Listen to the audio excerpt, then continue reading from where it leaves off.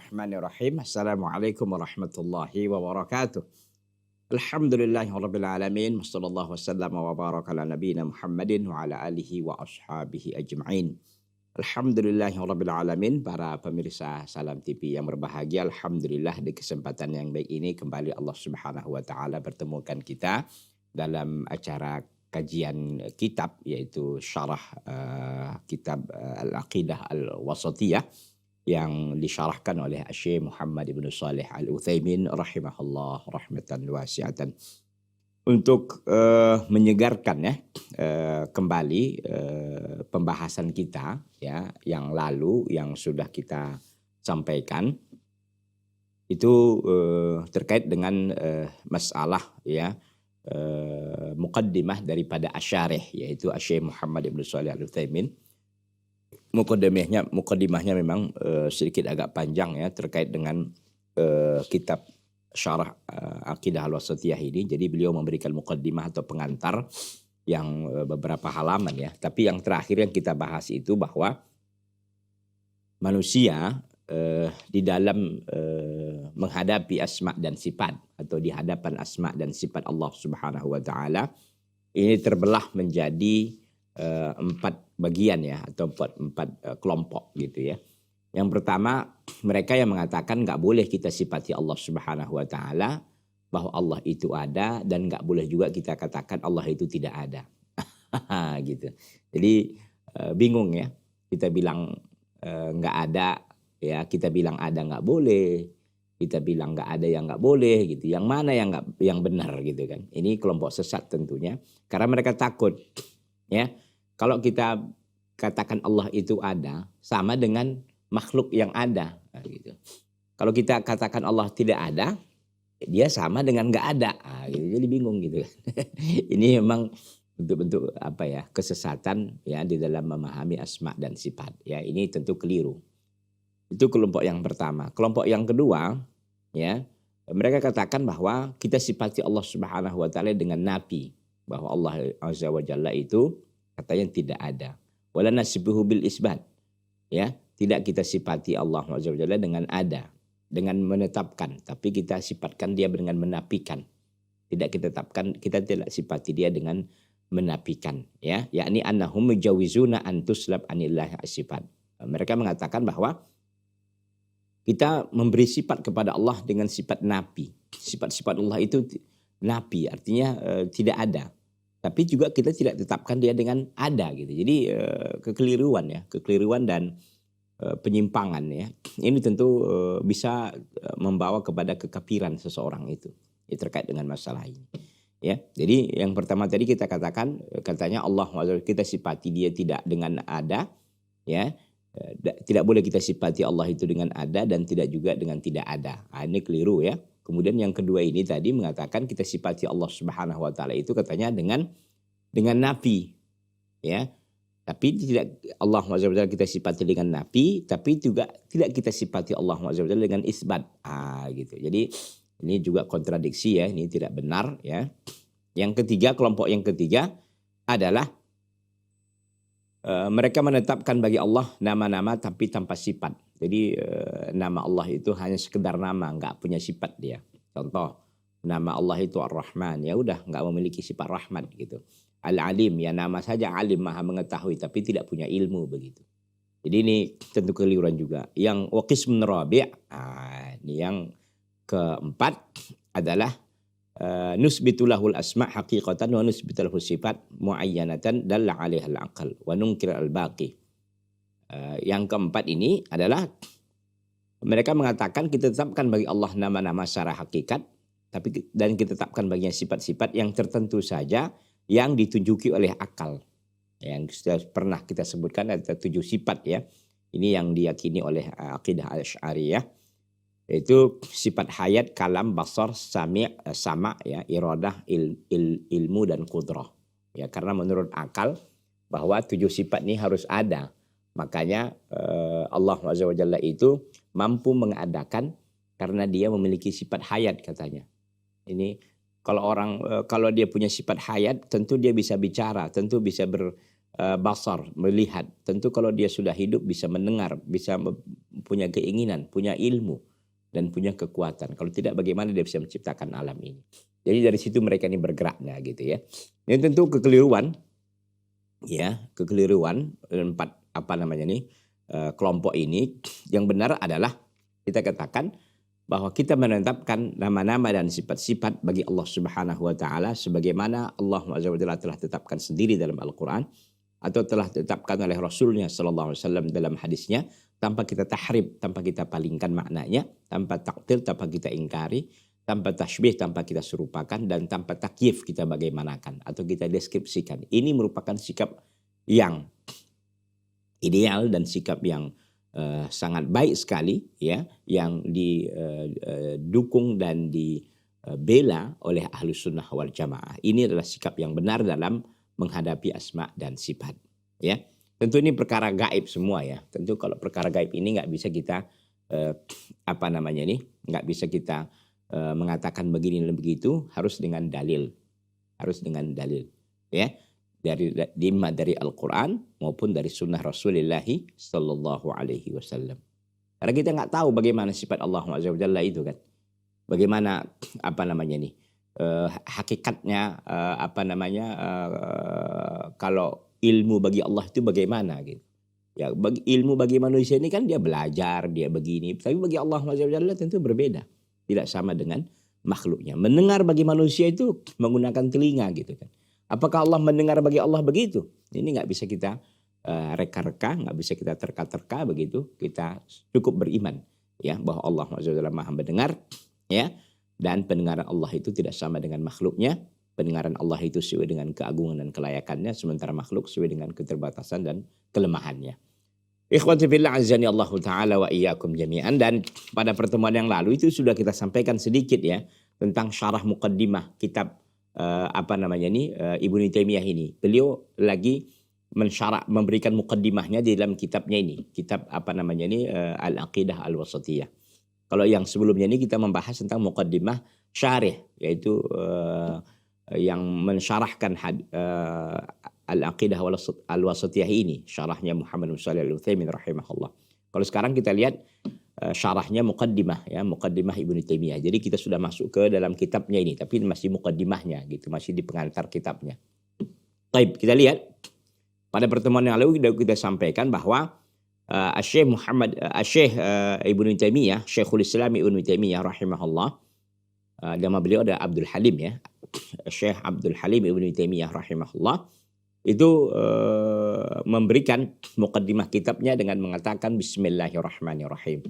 Syarahnya kata Syekh Muhammad bin Shalih Al-Utsaimin bahwa al-bada'atu bil basmalah hiya sya'nu jami'il muallifin. Memulai, ya, dengan bismillah itu merupakan keadaan semua pengarang buku. Ya, semua pengarang buku, ya, para ulama yang menulis buku, mereka senantiasa memulai kitab mereka dengan kata-kata Bismillahirrahmanirrahim. Ya, kenapa? Iqtidaan bi kitabillah, karena mereka mengikuti firman Allah Subhanahu wa taala. Karena mereka mengikuti kalamullah, Al-Qur'an. Al-Qur'an semua ayat, ya, semua surat dalam Al-Qur'an itu dimulai dengan bismillah, kecuali surah At-Taubah. Surah At-Taubah kata para ulama kenapa tidak dimulai? Yang pertama alasan mereka karena memang surat-surat sebelum At-Taubah ini panjang-panjang. Sehingga Al-Anfal yang sebelum At-Taubah itu dianggap satu surat dengan At-Taubah gitu. Karena sebelum surah At-Taubah ini kan Al-Anfal itu pendek. Dianggaplah Al-Anfal dan At-Taubah ini satu surat. Karena sebelumnya surat-surat itu panjang, seperti surah Al-A'raf itu panjang, ya. Kemudian juga surah Al-An'am itu juga panjang, Al-Maidah juga panjang, An-Nisa juga panjang, Ali Imran, apalagi Al-Baqarah. Ini panjang-panjang semua. Jadi mereka anggap itu satu surat antara Al-Anfal dan At-Taubah. Itu satu. Sehingga dicukupkanlah dengan bismillah yang ada di Al-Anfal. Itu jawaban yang pertama. Jawaban yang kedua kata para ulama, karena para sahabat meletakkan demikian. Mereka tidak membuat bismillah di di awal surah At-Taubah tersebut. Jadi intinya bahwa para ulama, ya, para asatidzah, ya, yang menuliskan buku biasanya itu menggunakan kata bismillah di awal karena mengikuti kitabullah Al-Qur'an. Haitsu anzal basmalata fi ibtida'i kulli surah, karena Allah SWT menurunkan, ya, ayat bismillah atau surah ayat bismillah ini maksud saya di setiap awal setiap surat. Wa istinadan ila sunnati Rasulillah sallallahu alaihi wasallam, dan karena juga bersandar kepada sunnah Rasulullah sallallahu alaihi wasallam. Jadi Syekhul Islam Ibnu Taimiyah rahimahullah menuliskan bukunya ini dengan mengatakan Bismillahirrahmanirrahim terlebih dahulu karena dua sebab. Pertama, mengikuti kitabullah Al-Quran. Yang kedua, karena mengikuti sunnah Rasulullah sallallahu alaihi wasallam. Karena memang setiap surat-surat yang Rasulullah sallallahu alaihi wasallam kirimkan kepada para pembesar, baik Azimur Rum maupun pembesar Romawi ataupun Al-Kisra ya, Persia dan lain-lain ya, itu selalu saja beliau menggunakan kata Bismillahirrahmanirrahim di awal suratnya. Oleh karena itu ini juga salah satu mengikuti sunnah Rasulullah sallallahu alaihi wasallam. Baik, kita lanjutkan ikhwati fillah, pembahasan baru. Saya kira ini mengulang saja, tapi saya kira hal penting karena kita masih di awal sekali ya. Kita sangat peduli dengan masalah ini, konsen dengan masalah ini, sehingga tidak kita terlewatkan ya sedikit pun dari pembahasan ini. Ikhwati fillah azani Allah taala wa iyyakum jami'an. Qala asy-syarih yaitu Muhammad bin Shalih Al-Utsaimin rahimahullah. Wa i'rabul basmalati wa ma'naha takallama fihi an-nasu katsiran. Adapun i'rab, grammar ya daripada basmalah itu dan maknanya, makna basmalah itu telah berbicara padanya ya oleh manusia ya, kebanyakan manusia telah membicarakannya. Jadi kebanyakan manusia, para ulama tentunya juga ini telah membicarakan tentang apa makna basmalah itu sendiri dan bagaimana i'rabnya. Itu manusia, artinya kebanyakan orang sudah membicarakan hal ini. Kita lihat bagaimana selengkapnya. Wa fi muta'alliqiha, dan yang muta'alliq itu yang tergantung atau yang keterkaitannya. Gitu. Jadi para ulama sudah bicara banyak tentang makna basmalah, tentang i'rabnya basmalah, dan tentang muta'alliqiha, dan yang tergantung dengannya apa, yang terikat dengannya apa. Gitu ya. Baik, wa ahsanu ma yuqalu fi dzalik, dan yang paling terbaik dikatakan pada demikian itu adalah wa ahsanu ma yuqalu fi dzalik, dan yang paling baik dikatakan tentang masalah itu, artinya tentang masalah tentang muta'alliqiha tadi ya, yang tergantung dengannya atau yang terkait dengannya, adalah annaha muta'alliqatun bi fi'lil mahdhubin, bahwa basmalah itu muta'alliqatun, itu tergantung atau terikat dia bi fi'lil mahdhubin, dengan satu fi'il yang dibuang, ada kata kerja yang dibuang. Mutaakhirin yang diakhirkan ya, mutaakhirin yang diakhirkan. Munasibin lil maqam, yang sesuai dengan tempatnya. Jadi kata asy-syekh bahwa i'rabnya sudah dibicarakan oleh ulama, kemudian maknanya sudah dibicarakan oleh para ulama. Sekarang kita lihat katanya yang muta'alliqnya. Muta'alliq itu artinya adalah yang terikat dengan basmalah itu sendiri. Yang terikat dengan basmalah itu sendiri katanya adalah ada kata kerja yang dibuang, yang diakhirkan, yang cocok untuk tempatnya. Jadi ada kata kerja yang dibuang ternyata. Jadi kata bismillah itu ternyata setelah kata bismillah itu ada kata kerja yang dibuang yang memang kata cocok untuk tempatnya. Gitu. Kita lihat aja nanti bagaimana ya.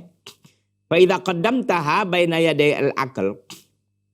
Kalaulah engkau dahulukan, qaddamtaha, engkau ajukan kita kemukakan basmalah itu di hadapan orang yang mau makan. Ya, baina yadil akli, di antara orang yang akan mau makan. Annaha wa yakunu takdirnya itu adalah bismillah akul. Gitu. Jadi kata beliau kata bismillah itu ada katanya, ada kata kerja yang dibuang, yang diakhirkan. Ya, yang memang layak untuk kondisi dan tempatnya. Seperti kalau kita katakan bismillah ketika ada orang mau makan, ketika dia mengatakan bismillah, maka takdirnya ada yang disembunyikan. Sebenarnya dia mengatakan bismillah akul. Gitu ya. Jadi akul itu kata kerja, tapi itu kan nggak disebut. Andalah kalau mau makan, kita kan mengucapkan bismillah aja. Nggak ada kita bilang bismillah akul. Kata-kata akul itu kita buang kan. Nggak kita sebut. Tapi maknanya demikian. Ya gitu. Maknanya demikian sesungguhnya. Ya. Jadi bismillahi akul itu di hadapan orang yang makan. Di hadapan orang yang kerja, mau kerja. Bismillah. Kita apa-apa kan bismillah. Kan gitu ya. Setiap pekerjaan yang tidak dimulai dengan bismillahirrahmanirrahim bahwa abtar dalam hadis Nabi kan begitu. Kalau pekerjaan-pekerjaan baik itu kita mau menyetir, kita mau kerja, kita mau beraktivitas selayaknya itu kita mengucapkan bismillah, minimal bismillah. Kan gitu. Nah, kalau mau kerja, apa takdirnya? Apa kata kerja yang dibuang? Bismillah a'malu. Gitu. Jadi ada kata-kata atau kata kerja yang dibuang di situ. Bismillah a'malu, meskipun kata-kata a'malu itu kita nggak ini kan, nggak sebut gitu. Seperti kita mau nyetir, bismillah kita sebutkan. Bismillah akudu, bismillah dengan nama Allah aku menyetir, gitu sebenarnya. Ada kata akudu. Tapi kata-kata qiyada atau kata-kata akudu itu tidak kita, atau asuku ya, itu tidak kita sebut. Dia seolah-olah dibuang gitu ya. Begitu. Wa baina yadi al-qiraah, dan di antara hadapan orang yang akan membaca yakunu takdir bismillahi aqra. Gitu. Kepada orang yang membaca, kita mau baca buku nih, mau baca apakah kita mengucapkan bismillah. Takdirnya itu sebenarnya bismillah aqra, dengan nama Allah aku membaca. Tapi kan kata-kata aqra itu kita tidak sebutkan. Maka dia sebenarnya bismillah itu ada muta'alliqnya, ada yang dikaitkan, ada yang digantungkan, dan itu disembunyikan. Sesuai dengan tempatnya dan kondisinya. Itu tadi, kalau orang mau makan berarti ada akulu, kalau ada orang yang membaca berarti aqra'u, dan seterusnya gitu. Sesuai dengan kondisi dan keadaannya. Nuqaddiruhu fi'lan, kita mentakdirkannya fi'il, kata beliau, kata kerja, li'anna al-asla fil amal al-af'al lal asma. Karena pada dasarnya untuk kata kerja itu ya diambil dari fi'il, bukan isim. Gitu ya. Untuk kata kerja memang begitu. Karena isim itu kata benda kan. Walihada, oleh karena itu, kanatil af'al ta'malu bila syaratin. Oleh karena itu fi'il itu bekerja dia tanpa ada syarat. Jadi kata kerja itu langsung dia memang bekerja tanpa ada syarat-syaratnya. Wal asma' la ta'mal illa bisyaratin. Sementara asma, isim itu bekerja tidaklah dia bekerja kecuali ada syaratnya. Artinya isim itu tidak automatically ya, tidak otomatis dia bisa bekerja. Harus ada syarat-syarat dipenuhi dulu baru dia bisa beramal atau bisa bekerja gitu ya. Li'annal amala aslun fil af'al, karena amal ya, kata kerja itu merupakan pokok di dalam fi'il. Far'un fil asma itu adalah merupakan hal yang sekunder lah di dalam isim. Artinya bukan hal utama, bukan hal pokok. Ya. Yang amal itu, kata kerja itu ya ke fi'il, itu merupakan hal utama bagi fi'il. Tapi itu bukan hal utama bagi isim. Saya kira ini sekedar pengetahuan kita tentang bahasa gitu ya. Tapi yang jelas bahwa ketika kita mengucapkan bismillah dalam satu pekerjaan, maka bismillah itu ada yang dibuang sebenarnya. Ada kata yang dibuang, ada muta'alliqnya. Dan itu muta'alliqnya itu sesuai dengan maqam, sesuai dengan keadaan ya. Ikhwati fillah azani Allah taala wa iyyakum jami'an. Wa nuqaddiruhu mutaakhiran li fa'idataini. Dan kita akhirkan takdirnya. Tadi kan takdirnya dibuang dan itu diakhirkan kan. Li fa'idataini karena dua faedah. Jadi kita katakan tadi bismillah aqra, bismillah a'mal, bismillah akul dan seterusnya. Kan kita akhirkan itu. Dan itu pun enggak kita sebut kan. Dan kita akhirkan, lagian enggak kita sebut. Diakhirkan ini katanya ada dua faedah. Al-ula, faedah yang pertama al-hasru, yaitu al-hasru pembatasan. Lianna taqdim al-ma'f'ul yufidul hasra, karena mendahulukan al-ma'mul, yakni al-ma'mul yaitu tempat bekerja, ya, itu membawa kepada al-hasr, yaitu apa al-hasr, yaitu pembatasan. Fayakunu, maka jadinya dia bismillahi aqra, maka dengan nama Allah aku membaca. Berarti ini kan pembatasan gitu. Jadi maksudnya pembatasan apa? Lihat, bismillah ini kan merupakan ma'mul. Ma'mul tempat bekerja daripada aqra. Aqra itu kan fi'il. Fi'il itu harus ada tempat pekerjaannya karena dia kan kata kerja. Tempat bekerjanya apa? Objeknya apa? Bismillah. Kan gitu. Nah, tapi kita tidak mengatakan aqra'u bismillah, enggak. Kita tidak mendahulukan kata kerjanya, tapi kita dahulukan dulu ma'mulnya. sebagai bentuk al-hasr namanya, pembatasan, bahwa dengan nama Allah sajalah kita membaca, begitu kira-kira ya. Bimanzilatin, dengan kata lain, kata beliau, dengan posisi lainnya, la aqra'u illa bismillah. Ini dia. Aku tidak membaca kecuali dengan nama Allah. Jadi ada al-hasru, ada pembatasan, ada penyempitan di sana. Demikian. Jadi faedahnya kenapa diakhirkan ini pada pertama al-hasru, pembatasan. Atsaniyah, faedah yang kedua, tayammunan bil bada'ati bismillahi subhanahu wa ta'ala. Sebagai bentuk tayammunan itu sebagai bentuk mencari keberkahan. Dengan memulai bismillahi, dengan nama Allah Subhanahu wa taala. Jadi kita mencari keberkahan di sana dengan mengucapkan bismillah. Ya samalah kita mau makan, mau minum, ini kan semuanya kita mencari keberkahan dengan nama Allah. Jadi segera itu yang kita sebut dahulu. Demikian ya. Ikhwati fillah azani Allah taala wa iyyakum jami'an, para pemirsa Salam TV yang berbahagia. Wa nuqaddiruhu khassan, dan kita takdirkan secara khusus. Kenapa khusus ditakdirkan? Kenapa ditakdirkan dia? Ditakdirkan, disembunyikan, tidak dinampakkan. Li'annal khas adallu 'alal maqsud minal 'am, karena khusus itu lebih mengena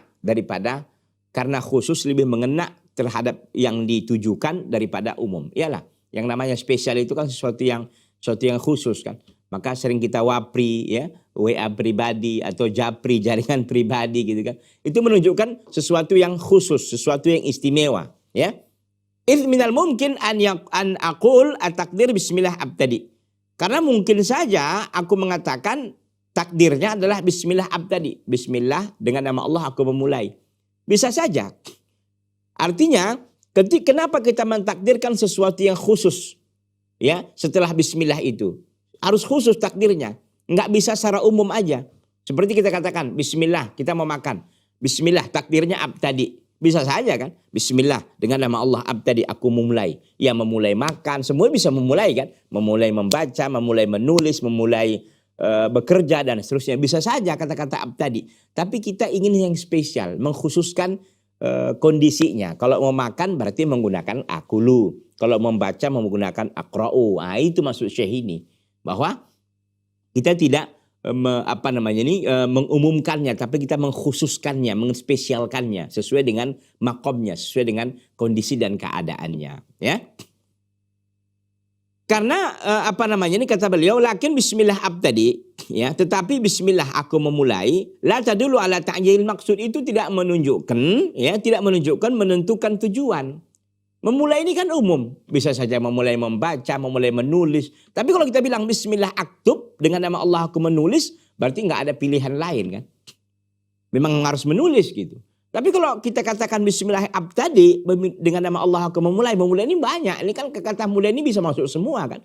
Memulai membaca, memulai menulis, memulai bekerja, memulai makan, dan seterusnya. Banyak sekali. Tapi ketika kita mentakdirkan khusus, sesuai dengan keadaannya, sesuai dengan kondisinya, ini akan lebih mengena, kata Syekh ya. Lakin bismillah aqra khasun. Kalau kita bandingkan bismillah abtadi, aku dengan nama Allah aku memulai ya, memulai membacakah, memulai menuliskah, memulai memankah, dan seterusnya, itu katanya umum. Tapi kalau kita bismillah aqra ya, dengan nama Allah aku membaca, itu khusus. Wal khas adallu 'alal ma'na minal 'am. Sementara khusus itu lebih mengena, lebih menunjukkan di atas makna daripada yang umum. Iyalah. Ya. Jadi kalau kita membaca, kita takdirnya bismillahi aqra. Kalau mau makan bismillahi akul, itu lebih mengena. Karena dia dikhususkan dengan kondisi dan keadaan yang memang sesuai. Dan memang itu yang dituntut di dalam kondisi tersebut. Ya. Ikhwati fillah azani Allah ta'ala wa iyyakum jami'an. Ini bismillah sudah. Jadi kata-kata bismillah. Kemudian kata-kata lafzu jalalah Allah itu sendiri adalah alamun ala nafsillahi subhanahu wa ta'ala. Itu adalah alam. Itu adalah nama ya terhadap diri Allah subhanahu wa ta'ala. Jadi nama Allah subhanahu wa ta'ala, Allahu azza wa jalla, adalah alam. Alam itu adalah tanda. Tanda di atas diri Allah subhanahu wa ta'ala. Wala yusama bihi ghairuh. Nggak boleh dinamakan ya dengan Allah itu selain Allah. Nggak boleh kita buat nama orang Allah, haram hukumnya, nggak boleh, ya, nggak boleh itu. Ada beberapa nama yang nggak boleh ya, kecuali kata-kata abdun di depannya itu boleh ya. Abdullah itu soal lain. Tapi kalau dia hanya satu kata saja berdiri nggak boleh. Seperti Ar-Rahman, seperti Allah, termasuk juga Al-Jabbar, termasuk juga Al-Mutakabbir, ini nggak boleh. Kecuali ada kata-kata abdun di depannya. Begitu ya. Intinya bahwa nama Allah itu adalah tanda ala nafsillah, di atas diri Allah Subhanahu wa taala. Maka tidak bisa dinamakan dengan nama Allah itu selain Allah Azza wa Jalla. Karena itu merupakan nama Allah khusus. Ya, enggak boleh diberi nama selain Allah Azza wa Jalla, ya. Wa maknahu, makna Allah itu maksudnya apa? Al-ma'luh, ay al-ma'bud, yang diibadahi. Mahabbatan wa ta'dhiman, ya. Mahabbatan wa ta'dhiman, dia yang diibadahi secara yang penuh dengan mahabbah, kecintaan, dan penuh dengan ta'dhiman, pemuliaan dan pengagungan. Jadi kita beribadah kepada Allah itu dengan penuh kasih, dengan penuh cinta dan penuh pengagungan.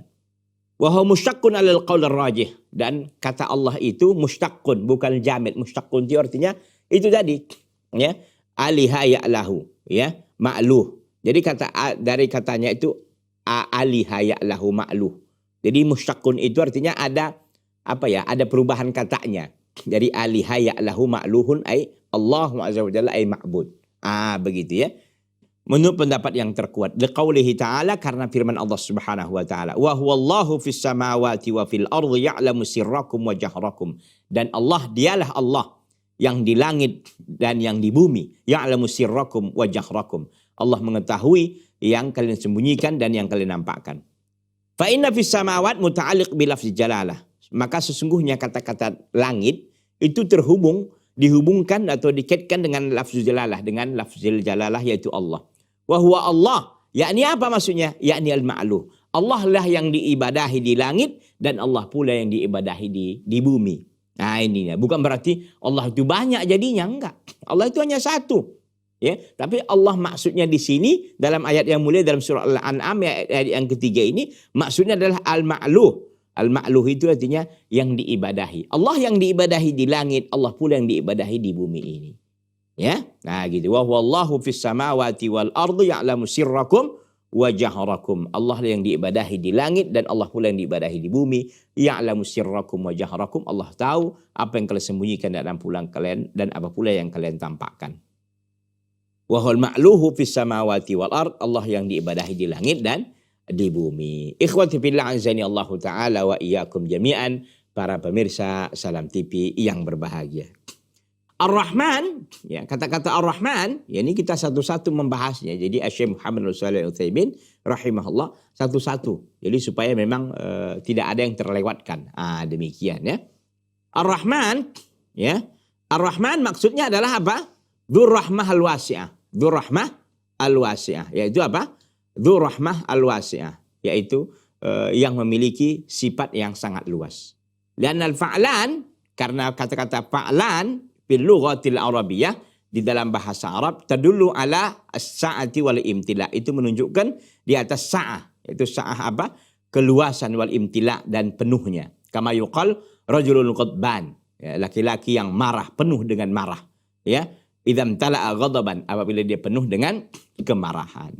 Ikhwati fillah azani Allah taala wa iyyakum jami'an.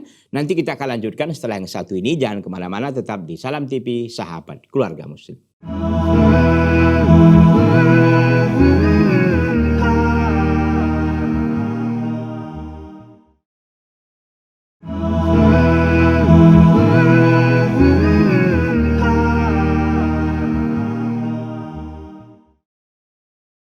Ikhwati billah azani Allah taala wa iyyakum jami'an. Jadi Ar-Rahman bahwa dzur rahmah al-wasi'ah. Ar-Rahman maksudnya apa?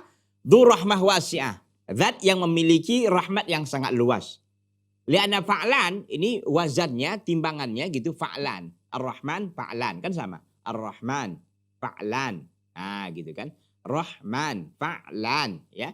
Bil lughatil arabiyyah, di dalam bahasa Arab, tadullu ala si'ati wal imtila, itu menunjukkan di atas keluasan dan kepenuhnya dan kepenuhan. Jadi makna makna fa'lan dalam bahasa Arab itu menunjukkan sesuatu yang sa'ah, sesuatu yang sangat luas, wal imtila, dan penuh. Kama yuqal sebagaimana dikatakan dalam bahasa Arab, rajulun ghadban, laki-laki yang penuh dengan kemarahan. Marahnya memuncak sekali. Ya, syab'an, orang yang laki-laki yang sangat kenyang. Ya, idzam tala'a ghadban, apabila marahnya itu penuh. Nah, maksudnya di sini apa? Kata-kata Ar-Rahman ini memiliki yang menunjukkan zat yang maha memiliki rahmat yang sangat luas sekali. Sangat luas sekali. Ya, karena timbangannya fa'lan. Seperti ghadban, syab'an, orang yang sangat kenyang, atsyan yang sangat haus. Begitu ya. Ini tentu ini dalam bahasa Arab ini dikenal dengan kata-kata fa'lan, timbangannya fa'lan, ya. Bisa nanti di apa juga di dalam bahasa Arab itu ada mamnu' minas sarfi namanya.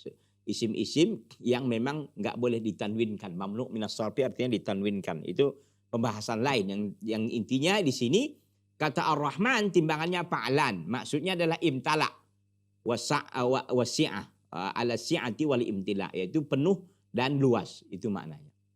Ar-Rahim, ya kan kita satu-satu nih kan. Bismillahirrahmanirrahim ini kita satu-satu mensyarahkannya per kalimat-kalimat. Ar-Rahim yaitu ismun yadullu alal fi'il. Ar-Rahim itu suatu nama yang menunjukkan di atas fi'il, itu perbuatan. Nama yang menunjukkan perbuatan. Li'anna fa'il bima'na fa'il. Karena fa'il wazannya ini timbangannya kan rahim, fa'il gitu ya. Maknanya fa'il yaitu ya orang yang berbuat. Ya, bahwa dalun alal fi'il, maka dia adalah yang menunjukkan di atas perbuatan. Fayajtami'u minar rahman ar-rahim, maka berkumpullah ar-rahman ar-rahim. Kita katakan tadi ar-rahman apa artinya? Ar-rahman artinya zat yang memiliki rahmat yang sangat luas, yang sangat banyak. Ya, ar-rahim artinya apa? Adalah yang melakukan, yang berbuat. Gitu. Jadi maksudnya apa? Maksudnya di sini fayajtami, maka berkumpullah di Ar-Rahman Ar-Rahim anna rahmatullah wasi'ah, bahwa rahmat Allah itu luas. Wa annaha wasilatun ilal khalqi, bahwasanya rahmat Allah itu sampai kepada makhluk. Gitu ya. Jadi Ar-Rahman artinya fa'lan, Allah SWT memiliki rahmat yang sangat luas, yang sangat banyak, dan rahmat itu Allah salurkan, Allah berikan, Allah bagikan kepada seluruh makhluknya. Makhluk Allah ini bukan hanya manusia, ikhwan dan akhwat, para pemirsa Salam TV yang berbahagia. Tidak. Makhluk ada malaikat, ada arash, ada kursi, ada lauh mahfuz. Kemudian apa lagi? Ada langit, ada bumi, ada lautan. Di lautan bagaimana banyaknya makhluk Allah yang di lautan. Ikan-ikan, udang kecepet dan lain sebagainya. Ya, terumbu karangnya. Belum lagi yang ada di hutan, ada ularnya, ada singanya, ada burung-burungnya, masya Allah. Ya, semuanya itu mendapatkan rahmat dan karunia dari Allah SWT. Kalau mereka tidak mendapatkan rahmat dan karunia dari Allah, jangan harap mereka ini bisa melanjutkan kehidupan mereka seperti biasanya. Demikian ya. Wahada huwa ma'au ma'a ilaihi ba'duhum biqaulih. Inilah yang diisyaratkan oleh sebagian mereka. Ini kepada hal inilah yang disyaratkan oleh sebagian mereka dengan perkataannya Ar-Rahman rahmatun amah.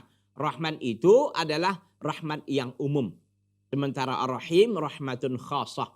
Dan Rahim itu adalah rahmat yang khusus. Sebagian mereka mengatakan ya, Rahman itu rahmat Allah yang bersifat umum. Sementara Rahim itu rahmat Allah yang bersifat khusus. Khusus untuk siapa? Bil mu'minin, dengan orang-orang beriman. Ya. Walamma kanat rahmatullahi lil kafir rahmatan khasatan fid dunya faqat. Dan manakala rahmat Allah kepada orang kafir itu hanya rahmat secara khusus di dunia saja, faka'annaha la rahmatalahum, maka seolah-olah mereka tidak mendapatkan rahmat. Iya. Karena rahmat Allah di dunia ini umum untuk semua orang gitu, untuk semua makhluk. Tapi di akhirat apakah mereka mendapatkan rahmat? Tidak.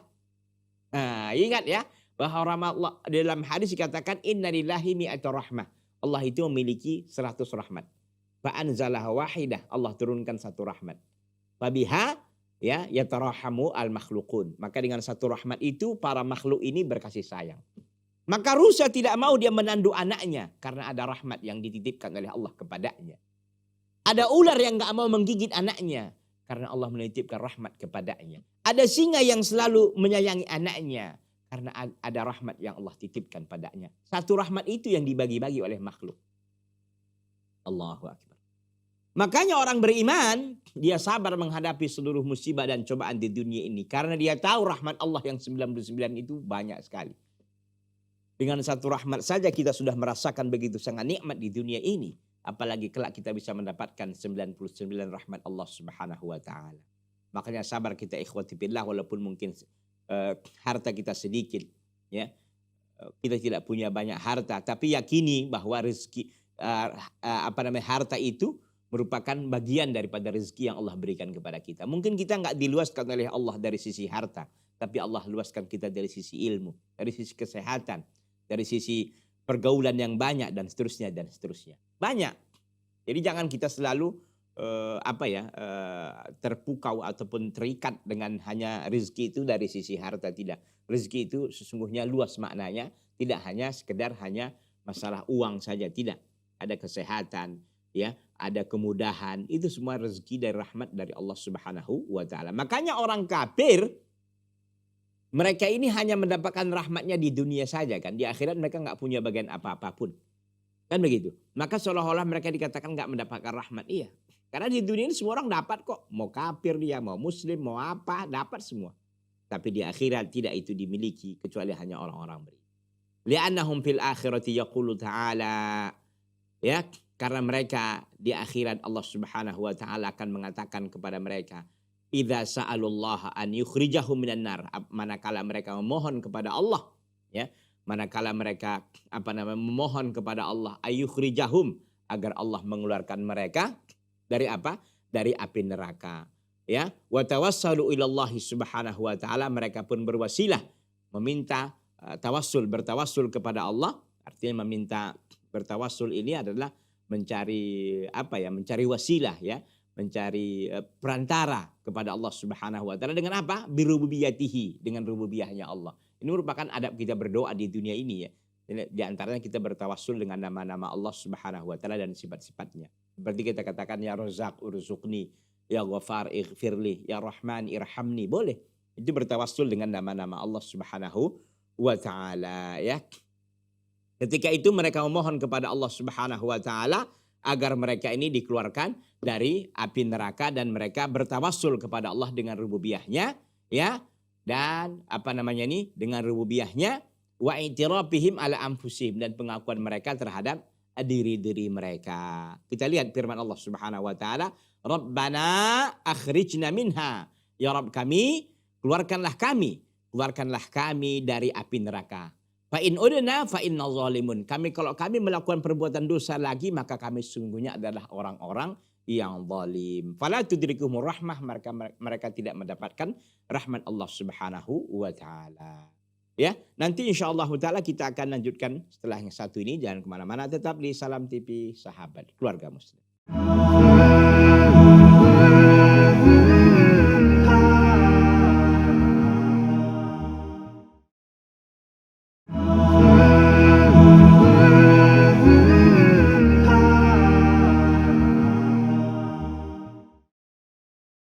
Ikhwati billah azani Allah ta'ala wa iyyakum jami'an. Jadi orang kafir di akhirat mereka tidak mendapatkan rahmat apapun dari Allah Subhanahu wa ta'ala.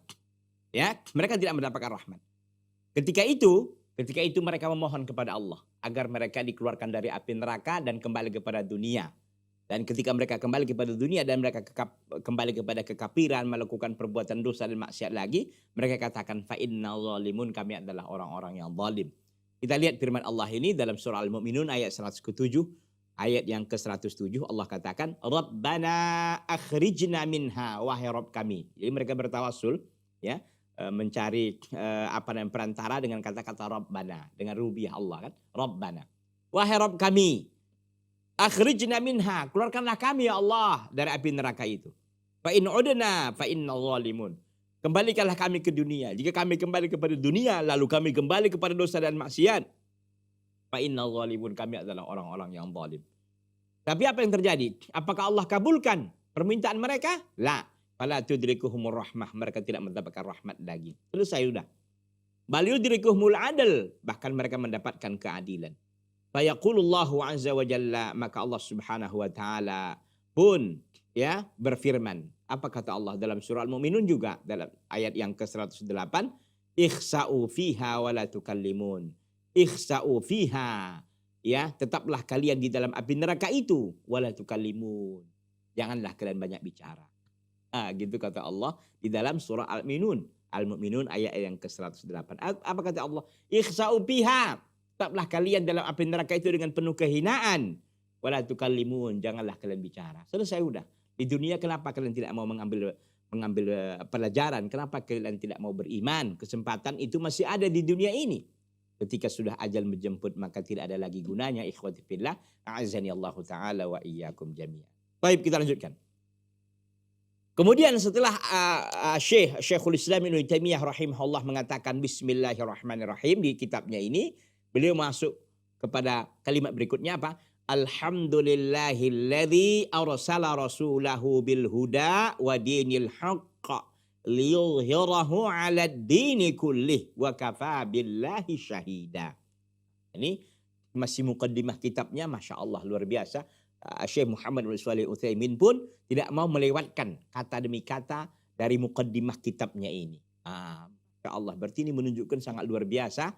Mukaddimahnya saja pun menunjukkan kedalaman ilmu daripada Syekhul Islam Ibnu Taimiyah rahimahullah rahmatan wasi'atan. Asyarahu syarahnya. Qauluhu, perkataan Syekhul Islam. Alhamdulillah, segala puji hanya milik Allah. Alladzi arsala rasulahu bil huda, yang telah mengutus rasulnya dengan huda. Wa dinil haq, dan dinil haq. Al huda itunya amal, ilmu nafi, ilmu yang bermanfaat. Dinil haq, amal soleh. Tapi kita lihat aja nanti syarah kata demi kata ini. Allah subhanahu wa ta'ala yuhmadu ala kamalihi azza wa jalla. Ya. Allah subhanahu wa ta'ala itu dipuji. Ya. Allah subhanahu wa ta'ala dipuji ala kamalihi azza wa jalla. Di atas kesempurnaan Allah subhanahu wa ta'ala. Allah azza wa jalla maha sempurna atas segalanya, maka dia dipuji. Wa ala in'amihi, dan di atas segala nikmat-nikmatnya. Jadi Allah itu dipuji. Ya. Kenapa? Karena Allah azza wa jalla maha sempurna. Allah itu dipuji karena nikmat-nikmat Allah subhanahu wa ta'ala begitu sangat banyak diberikannya kepada kita. Fanahnu nahmadullaha azza wa jalla. Kita memuji Allah subhanahu wa ta'ala. Kenapa? Li'annahu kamilus sifat min kulli wajhin. Karena Allah memiliki sifat-sifat yang sempurna dari semua sisi. Semua sisi. Ada orang ganteng di dunia ini, makhluk umpamanya. Makhluk ganteng. Tapi dia miskin gitu. Lemah kan? Dia ganteng tapi miskin. Atau cewek cantik tapi miskin. Dia cantik kaya tapi tidak solehah. Gitu. Ada aja cacatnya gitu kan. Tapi kalau Allah subhanahu wa ta'ala itu kamilus sifat. Semua sifatnya itu sempurna. Min kulli wajhin, dari semua sisi, dari semua arah, dari semua keadaan. Tidak ada cacat sedikit pun. Wa nahmaduhu aidan. Jadi kita memuji Allah karena Allah memiliki sifat-sifat yang sempurna. Kenapa orang cantik itu dipuji? Kenapa orang ganteng itu dipuji orang? Ya karena kegantengannya kan gitu. Karena kecantikannya nggak ada aibnya sedikit pun. Jadi kita pun nggak marah kalau dia dipuji. Kita setuju aja, bahkan kita mendukung kan begitu. Karena memang cocok, layak untuk dipuji gitu. Bagaimana pula dengan Allah Subhanahu wa taala yang memiliki segalanya. Walillahi matsalul a'la. Ya. Jadi Allah maha sempurna dari sifatnya. Wa nahmaduhu aidan, dan kita memuji Allah azza wa jalla li'annahu kamilul in'ami wal ihsan, karena Allah maha sempurna nikmat-nikmatnya dan kebaikan-kebaikannya. Allah azza wa jalla, ikhwan dan akhwat para pemirsa Salam TV yang berbahagia, adalah zat yang sangat sayang kepada makhluknya. Kita ini bermaksiat 20 tahun. Tahun yang ke-21 kita bertobat. Bagaimana dengan maksiat kita yang selama 20 tahun yang lalu? Diampuni oleh Allah apa tidak? Diampuni. Udah. Tobat kita tahun yang ke-21. Tahun yang ke-23 kita maksiat lagi. Tahun yang ke-24 atau 27 kita tobat lagi. Terima enggak? Terima. Bukan seperti manusia yang kita sekali dua kali salah udah dikasih SP, udah kasih peringatan 1, 2, 3 udah selesai. Ya, istilahnya kartu merah gitu kan. Kalau kita lihat pemain bola kan ada kartu kuning ya. Kartu kuning 2 kali ya merah gitu. Allahu Akbar. Kita bolak-balik maksiat. Dalam satu hari aja maksiat kita bisa berkali-kali kan. Allahu Akbar. Tapi Allah maha sayang, maha sempurna ya nikmat-nikmatnya dan kasih sayangnya. Allah SWT nggak peduli dengan maksiat dan dosa kita bagaimanapun banyaknya, selama kita memang serius dan kita sungguh-sungguh untuk bertaubat kepada Allah Azza wa Jalla. Ikhwati fillah azani Allah taala wa iyyakum. Allah Azza wa Jalla mengatakan, "Wa ma bikum min ni'matin faminallah." Dan tidak ada satu nikmat pun yang kalian dapatkan kecuali itu dari Allah. Tidak ada. Kita ini hebat, kita ini cerdas, itu bukan karena kehebatan kecerdasan kita. Semua itu karena dimudahkan oleh Allah. Kita ini bisa jadi direktur, kita bisa menjadi pejabat, kita menjadi orang kaya. Kita menyangka itu karena kegigihan kita, karena kehebatan kita, karena tidak. Itu semuanya karena dimudahkan oleh Allah Subhanahu wa taala. Ikhwan dan akhwat, rahimani Allah taala wa iyyakum. Ingat kata Allah. Allah mengatakan kata-kata mufrad. Nikmah itu mufrad. Kata-kata tunggal, satu nikmat. Wa ma bikum min ni'matin faminallah. Tidak ada satu nikmat pun yang kalian rasakan hari ini kecuali itu dari Allah. Nikmat Allah ini sangat banyak yang belum kita syukuri. Nikmat makan, nikmat minum, nikmat pakaian, nikmat kesehatan, nikmat lisan, telinga, hidung. Allahu Akbar. Nikmat jari, nikmat kuku, nikmat kulit. Allah. Nggak bisa kita hitung nikmat Allah nih. Thumma idza massakumud dhurru fa ilaihi taj'arun. Kemudian apabila ditimpakan kepada kalian ad-dhurru, sesuatu yang membahayakan, sesuatu yang mudarat, sesuatu yang menyulitkan, fa ilaihi taj'arun, dan kepadanya lah kalian itu kembali. Kepadanya lah kita berlindung, kepadanya Allah kita kembali. Makanya ikhwati fillah, susah dan senangnya itu kita selalu dekat dengan Allah gitu. Ini kadang-kadang tidak, ketika senang kita lupa kepada Allah. Sulit aja baru kita ingat kepada Allah. Jangan demikian. Ya. Setiap saat kita harus ingat dan kembali kepada Allah Subhanahu wa taala. Ya, dalam surah An-Nahl ayat 53. Wa akbaru ni'matin an'amallahu biha 'alal khalqi irsalur rusul, dan sebesar-besar nikmat yang Allah berikan, nikmat itu kepada para makhluknya adalah irsalur rusul, diutusnya para rasul. Alladzi bihi hidayatul khalqi, dengan rasul itulah, dengan alladzi bihi hidayatul rasul, dengan para rasul itulah makhluk mendapatkan hidayah. Sebab para rasul, kita tahu para rasul ini banyak kan. Sebelum Nabi Muhammad SAW ada 313, ada yang mengatakan 315 rasul. Kalau Nabi 124.000 Nabi, Masya Allah, luar biasa banyaknya. Ya, jadi para rasul lah menjadi sebab kita mendapatkan hidayah dari Allah Subhanahu wa taala kan. Karena para rasul ini menunjukkan, mengajak kita untuk mendapatkan hidayah. Meskipun kalau bagi kita umat Nabi Muhammad SAW, kita tidak bertemu dengan Rasul kita Muhammad SAW, tapi kita bertemu dengan petunjuknya, dengan sunnahnya, dengan mukjizatnya itu Al-Quran. Dan para ulama tentu sebagai pewaris, ahli waris beliau sallallahu alaihi wasallam yang akan membimbing dan mengajari umat. Walihada yaqulul muallif, oleh karena itu al-muallif yaitu Syekhul Islam Ibnu Taimiyah rahimahullah mengatakan, alhamdulillahilladzi, segala puji hanya milik Allah. Alladzi arsala rasulah, yang telah Allah utus rasulnya, bil huda, dengan huda yaitu petunjuk, wa dinil haq, dan amal saleh. Jadi kenapa Syekhul Islam Ibnu Taimiyah rahimahullah membawakan alladzi arsala rasulahu bil huda wa dinil haq? Karena rasul ini adalah, para rasul ini semuanya mulai dari awal, mulai daripada Nuh sampai Nabi kita Muhammad SAW, merupakan sebab makhluk itu atau manusia itu mendapatkan hidayah. Oleh karena itu ikhwati fillah azani Allah taala wa iyyakum jami'an, luar biasa tentunya muqaddimah yang disampaikan oleh Syekhul Islam Ibnu Taimiyah rahimahullahu taala rahmatan wasi'atan. Namun waktu kita sudah berakhir, insyaallah taala kita bisa ketemu di lain waktu. Mudah-mudahan Allah SWT mudahkan untuk kita bisa bertemu di lain waktu itu. Hada wa sallallahu wasallam wa baraka ala nabiyina Muhammadin wa ala alihi wa sahbihi wasallam. Subhanakallahumma bihamdika asyhadu an la ilaha illa anta astaghfiruka wa atubu ilaika. Wassalamu alaikum warahmatullahi wabarakatuh.